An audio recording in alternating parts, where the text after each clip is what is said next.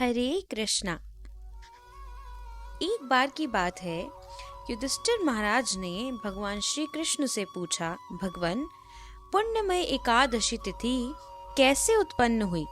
इस संसार में वह क्यों पवित्र मानी गई है तथा देवताओं को कैसे प्रिय हुई?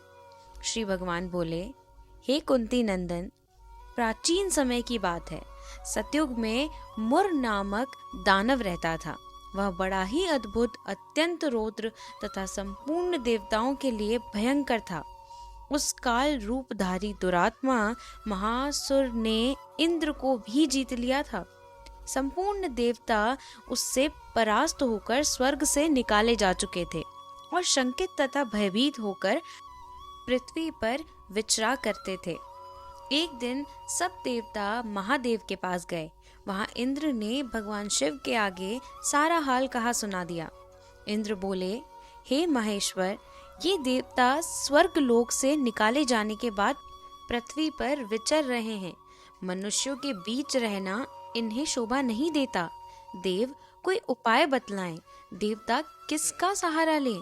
महादेव ने कहा, देवराज, जहाँ सबको शरण देने वाला, सबकी रक्षा में तत्पर रहने वाले जगत के स्वामी भगवान गरुड़ ध्वज विराजमान हैं, वहां जाओ, वह तुम्हारी रक्षा करेंगे।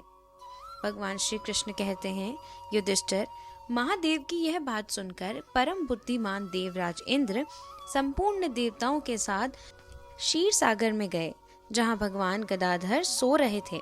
इंद्र ने हाथ जोड़कर उनकी स्तुति की। इंद्र बोले, हे देव, आपको नमस्कार है। आप ही पति, आप ही मति, आप ही कर्ता और आप ही कारण हैं। आप ही सब लोगों की माता और आप ही इस जगत के पिता हैं।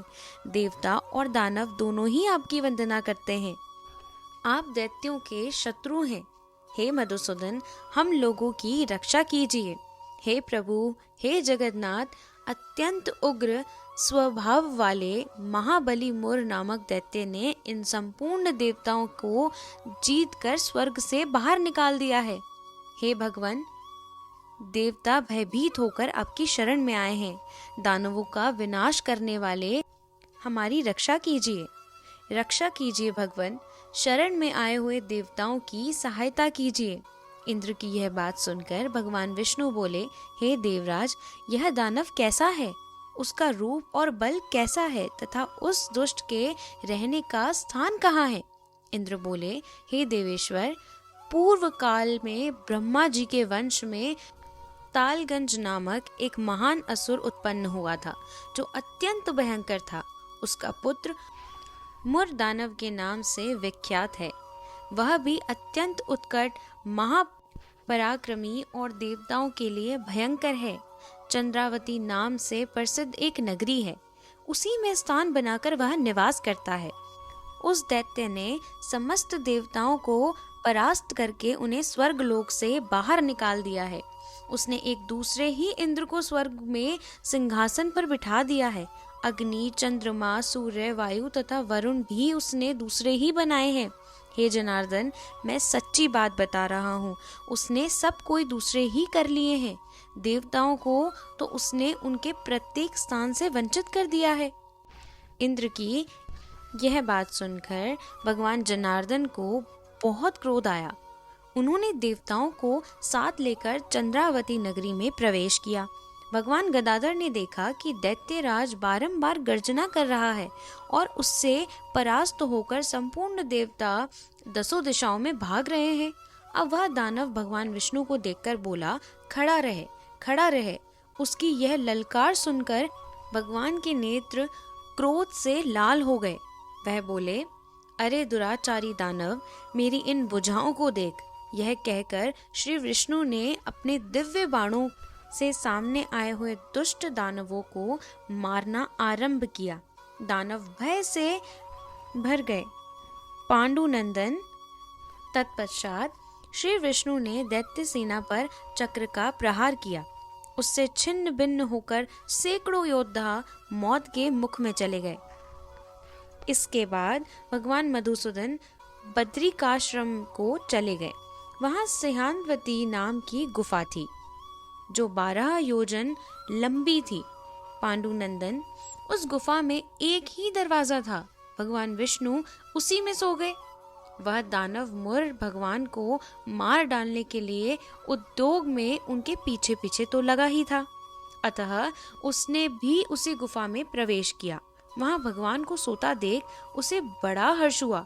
उसने सोचा, यह दानवों को भय देने वाले देवता हैं, अतः निसंदेह इसे मार डालूंगा।